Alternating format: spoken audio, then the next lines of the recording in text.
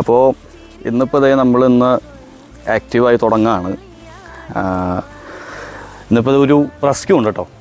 നമ്മുടെ തൃശ്ശൂർ തന്നെയാണ്, ജോയ്സ് പാലസിൻ്റെ അടുത്ത്. നമുക്ക് ഇന്നൊരു രാവിലെ കിട്ടിയ ഇൻഫോർമേഷനാണ്. കുഞ്ഞ് ഒരു വണ്ടി ഇടിച്ച് കിടക്കായിരുന്നു. ഇന്നലെ രാത്രി വരെ കുഴപ്പമുണ്ടായില്ല. ഇന്ന് പുലർച്ചയ്ക്ക് ആയിരിക്കാം സംഭവിക്കാമെന്നാണ് ഇൻഫോമർ പറഞ്ഞത്. 2 മാസമുള്ള ഒരു പപ്പിയാണ്. എനിക്ക് ഫോട്ടോ അയച്ചിരുന്നു. അപ്പോൾ സ്ക്രീനിൽ കാണുന്ന കേട്ടോ കുഞ്ഞ്. അപ്പോൾ ഒന്നങ്ങോട്ട് പോവാണ്.